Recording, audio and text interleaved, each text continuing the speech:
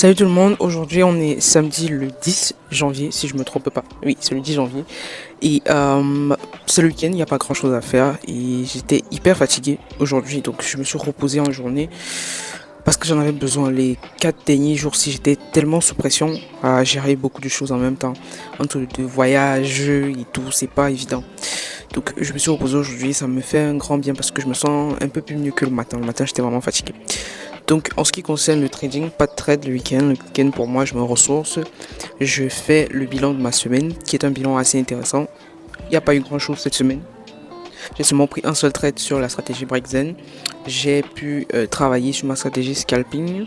Et pour terminer en swing, j'ai aussi noté pas mal de points assez importants. Alors en fin de journée, c'est vrai qu'on est en fin de journée, cette nuit, je vais prendre le temps de vous montrer un peu tout ce qui a été pris comme trade cette semaine. Potentiellement aussi faire une fois le bilan de la semaine.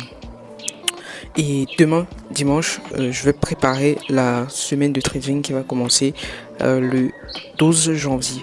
C'est-à-dire lundi le 12 janvier. Globalement, c'est à peu près ça. Sinon, j'ai eu à échanger avec pas mal de personnes, notamment un abonné avec qui on a échangé sur WhatsApp et il m'expliquait un peu sa vision du trading, ça se rapproche de la mienne. Il parlait beaucoup de psychologie et il soulève aussi le fait que toutes les stratégies de trading fonctionnent et c'est totalement vrai. Il y a beaucoup de gens quand ils commencent le trading, ils pensent qu'il faut une stratégie miracle. Et ça met aussi en avant, ça met aussi en garde beaucoup de gens sur le fait de ne pas trop croire tout ce qu'il y a sur les réseaux. Quand je dis trop croire, c'est quoi? Il y a beaucoup de traders sur YouTube qui vont venir vous montrer leur stratégie miracle qui leur permet de gagner tant. Ensuite, vous rejoignez leur groupe privé pour copier leurs signaux et vous avez droit à accès à une formation que vous devez payer 1000 balles. Donc, grosso modo, c'est un peu le process, c'est un peu le tunnel de vente ou de marketing, je sais pas trop comment est-ce qu'on appelle ça, qui leur permettent en fait de convertir les traders débutants. Parce que moi je dis souvent que quand tu es un trader professionnel, limite t'as pas besoin de ça. Quand tu es déjà rentable et tout, tu t'en fous de toutes ces choses-là. Mais quand tu ne te connais pas en trading, tu es perdu, tu peux te retrouver dans certaines choses. Donc faites très attention, surtout ceux qui démarrent encore le trading. Il y a aussi une personne qui m'a dit que bon, il s'intéresse au trading, au business déjà. Les gars, le trading c'est pas un business. Je sais pas si la caméra filme. Voilà. Le trading, ce n'est pas un business. Moi, je le dis tout le temps. Il faut arrêter de croire. Parce que je crois qu'il y a un trader là, il s'appelle Ente Soldi. Il avait fait une vidéo TikTok en disant quel est le meilleur business à lancer en 2025. Ça datait de l'année passée. Et le mec a mis trading. C'est vrai que c'est un trader, mais le trading, c'est pas un business, les gars. Ça n'a jamais été un business. Le trading pour moi c'est un métier. Être trader pour moi c'est un métier. Ce n'est pas un business. Parce que pour moi, un business c'est que tu dois avoir un client et tu as un produit. Ton produit peut être physique comme il peut être un produit digital. Comme par exemple une application ou un livre, je sais pas, un livre numérique ou une formation. Mais là dans le trading on n'a ni client, on n'a ni produit. À moins que, bon, si on pousse vers le marché futur, on va dire que quand tu traites le marché futur sur le gold, tu peux décider de prendre ton or, parce que c'est possible sur le marché réel. Malgré que bon, je ne sais pas si les gens prennent leur or, mais je pense bien que oui. Et vraiment les gars, le trading c'est pas un business. Ça s'appelle de la spéculation. On est en train de spéculer sur le marché. On n'est pas en train de faire du business en mode ouais, je cherche parce que moi je vais pas vous mentir. Moi je trouve que lancer un business est même beaucoup plus facile que faire le trading. Pour moi, c'est même beaucoup plus facile que faire le trading, je vous assure. Lancer un business, pour moi, c'est beaucoup plus facile que le trading. Maintenant, le trading peut avoir un côté business dans le sens où tu vends les formations, les accompagnements. Peut-être tu développes un broker, tu développes une propre firme. C'est là, on va dire que tu fais du business dans le trading. Mais en tant que trader, ce n'est pas un business être trader. Donc, moi, je comprends pas sur quoi les gens se basent pour dire que moi je vais me lancer dans le business du trading. Bon, si tu dis que tu veux te lancer dans le business du trading direct, moi je comprends que tu veux vendre des formations. À moins que tu as assez de fonds pour développer un broker ou je sais pas moi une propre firme. C'est un parcours assez énorme, il te faut aussi les capitaux pour ça. Donc il échangeait beaucoup sur le plan de la psychologie. Il a soulevé le fait que toutes les stratégies de trading sont rentables. Et moi je vous ai tout dit. Le but en trading c'est pas de chercher la meilleure stratégie, c'est de trouver la stratégie qui vous convient. Ça revient à dire trouver votre style. Je vois il y a des gens qui vont toujours venir vous dire pourquoi tu trades comme ça, fais plutôt comme ça. Les gars on s'en fout de savoir comment est-ce que vous tradez. Moi je dis souvent que je m'en fous de savoir si quelqu'un fait la fonda, s'il fait la technique, s'il fait les canets d'autres. La question la plus importante pour moi en trading c'est est-ce que tu es rentable? Déjà qu'on soit sûr d'une chose, faire du casino avec le trading, tu seras jamais rentable. Jamais. Parce que le casino, les gars, c'est à tâtons. Il n'y a aucune, je peux dire quoi, il n'y a aucune rationalité ou il y a aucune gestion de certains paramètres qui sont extrêmement importants. Donc, en dehors du gambling ou du casino, comme on dit souvent, si tu as une stratégie qui te permet d'être rentable, les gars, on s'en fout du reste, on s'en fout de savoir celui qui fait la fonda, celui qui va te dire que la fonda est montée, celui qui va te dire que non, laisse ICT faire plus price action, l'autre qui va te dire que non, c'est ICT qui fait ceci, l'autre qui va venir dire que c'est ICC qui a dit ça. Tout le monde doit trouver sa façon à lui de trader. Moi, je trade le swing. Beaucoup d'entre vous ne sont pas à l'aise dans le swing trading. Et c'est totalement logique. Je vais jamais faire une vidéo pour dire aux gens que le scalping est le style de trading le plus difficile. Il faut faire le swing. Et je vais jamais venir dire que non, ne faites pas le swing trading, c'est trop chiant, allez faire le scalping, c'est l'une des meilleures façons d'être rentable sur le trading. Mais une chose est sûre, le scalping est 2 fois plus dur que le swing. Parce que il faut pouvoir être focalisé sur un seul actif, être patient. Il faut une concentration assez maximale sur le scalping. C'est pas comme avec le swing que je trouve beaucoup plus facile. Le côté le plus difficile peut-être dans le swing, j'ai déjà évoqué ça ici, c'est forcément la psychologie. Laisser tourner un trade la nuit pendant que tu dors avec un esprit tranquille. Si tu ne peux pas faire ça, gars, laisse tomber le swing. Tu vas stresser pour rien, tu vas avoir des nuits blanches, tu vas se sauter chaque nuit. Donc si tu sais que tu ne peux pas travailler ce côté de toi, laisse le swing. Mais sinon ça se travaille et je pense que tout le monde peut faire du swing, du day trading et du scalping. Moi je me dis, on peut exploiter toutes les sphères du trading. Je peux avoir une stratégie scalping que je travaille, je sais que bon, de tel à tel scalping, je peux avoir une stratégie day trading, je peux avoir une stratégie de swing trading. Maintenant, c'est à chacun de trouver son style. Ok, moi je trouve qu'on peut être, je peux dire quoi, on peut être extrêmement flexible sur le trading. On peut faire scalp, swing, day trading. Ok, on peut être day trader, on peut être scalper, on peut être swing trader en même temps. C'est-à-dire on peut avoir une stratégie swing trading qui n'a rien à voir avec celle du scalping et qui n'a complètement rien à voir avec celui du day trading. Ça fait que on s'embrouille pas sur les prises de position parce que il faut pas que si on prend un achat en swing, si on descend en day trading et que bon, notre stratégie nous demande de vendre, qu'on commence à paniquer que non, en swing on a dit qu'il faut acheter, pourquoi là. Donc c'est à vous de trouver votre style de trading. Et j'en connais des gens qui sont très flexibles sur le trading. Et moi je remarque qu'aux États-Unis, certains traders sont très flexibles sur les stratégies. Il y en a qui sont purement scalp parce qu'ils aiment ça. Mais moi je trouve que tous les styles de trading ont des avantages assez intéressants que on peut largement, je peux dire quoi, prendre part de tous ces avantages et gagner énormément sur les marchés financiers. Justement, il faut toute une méthodologie derrière. Alors, je vais m'arrêter là. On va se retrouver sur les graphiques. Je vais un peu essayer de vous montrer tout ce qu'il y a eu à se passer cette semaine, mon bilan de trading. Et puis on se retrouvera juste demain. Bon, aujourd'hui j'ai même pas pu faire sport, j'étais vraiment fatigué. Je crois que je vais faire une séance de sport même de 30 minutes cette nuit avant de chercher à me reposer. Ok, là on est sur mon journal de trading Notion. Ok, on va faire le tour rapidement, tout ce que je dois vous montrer par rapport à ce qui s'est passé cette semaine de trading. Ok, voilà. Alors pour cette semaine de trading sur la double structure, parce que là on est sur la stratégie swing trading numéro 2, c'est-à-dire la double structure.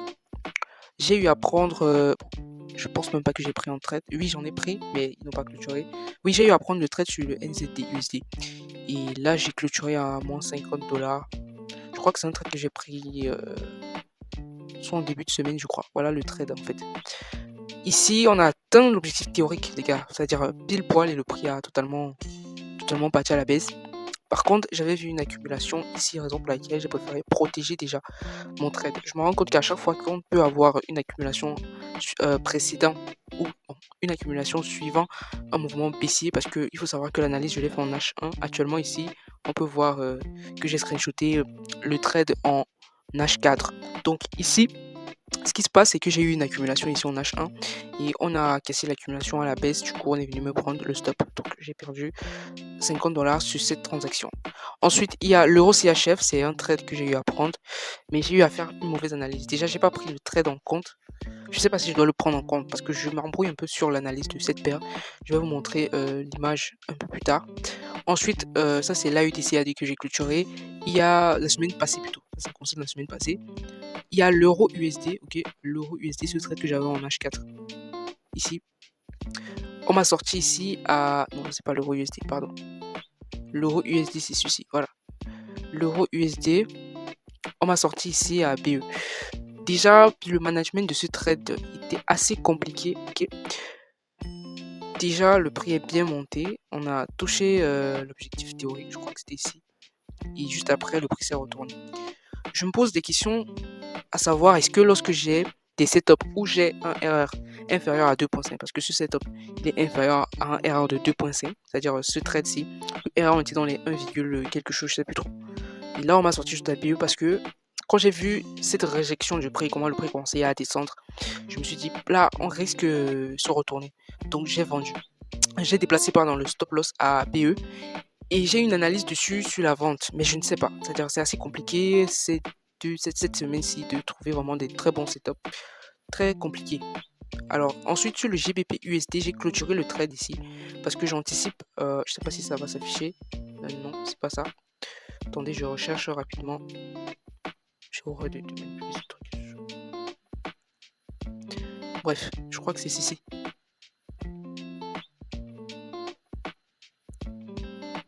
Faut descendre jusqu'en bas pour avoir le curseur, comprendre les trucs, c'est quand même énervant. Donc voilà pour le GBP USD. J'ai clôturé à 1.23. J'ai clôturé parce qu'on n'a même pas touché. Là, il y a mon stop loss à ce niveau. Parce que qu'est-ce que le prix fait? On a quand même dépassé l'objectif théorique. Le prix monte, il descend.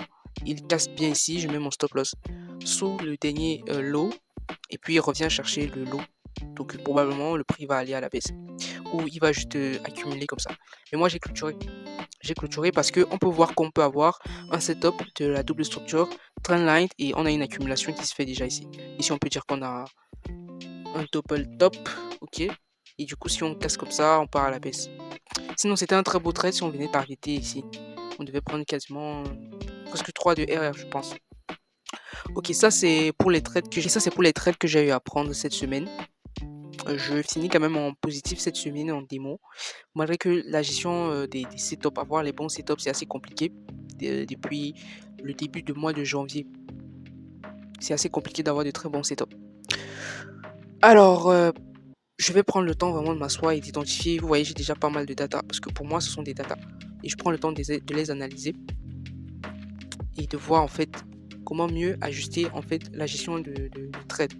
Parce que c'est la clé à mon avis pour cette stratégie. Ensuite, on va passer sur la stratégie swing que je travaille aussi, la stratégie break-zen.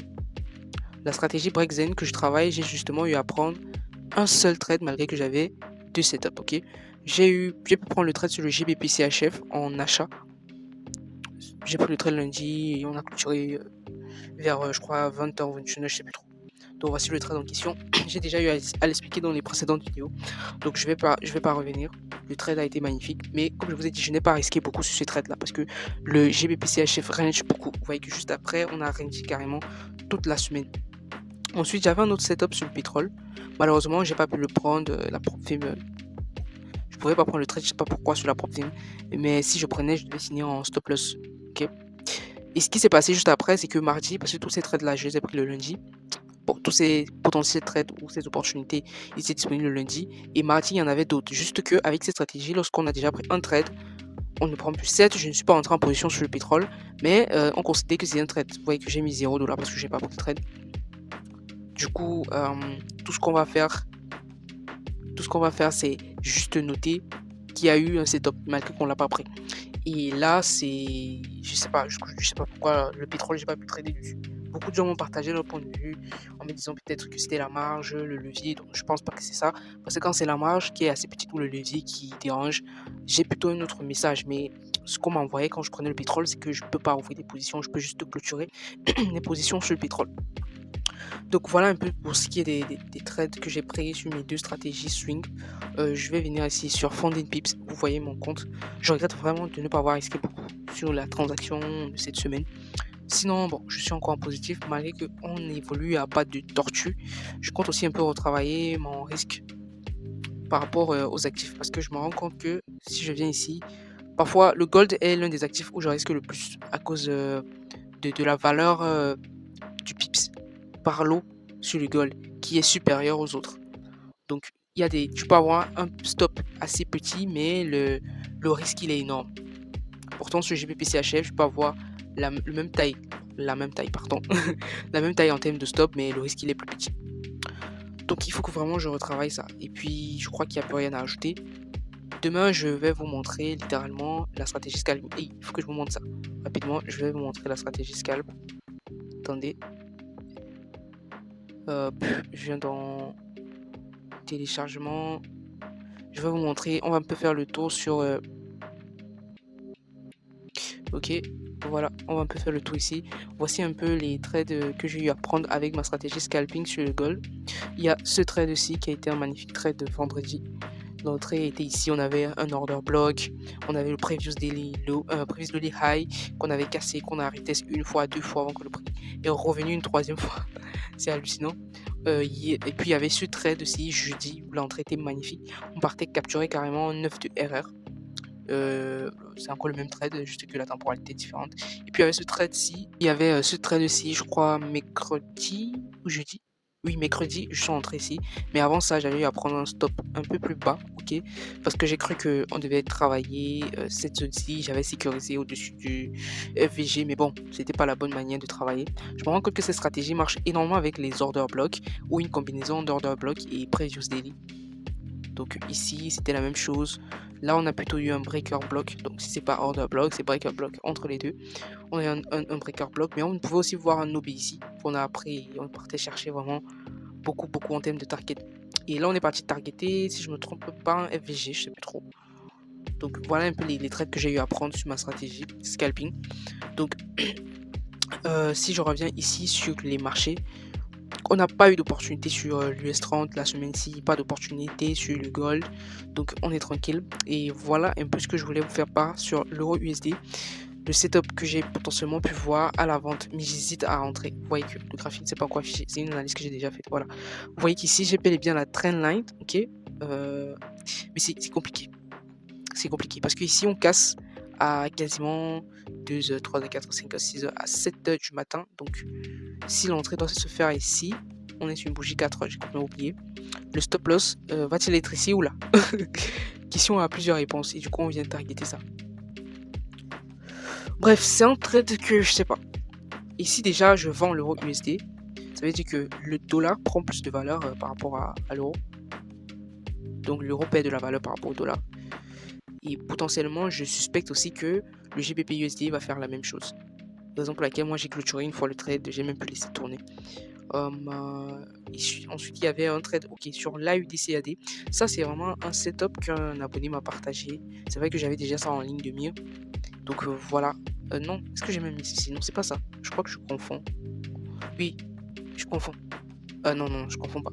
Ça, c'est un setup qu'un abonné m'a partagé, je crois. Ça m'étonne que je ne l'ai pas mis dans... J'ai clôturé ici quand? C'était le 9 janvier. J'ai pas mis ça dans mon truc. Il faut que je mette ça.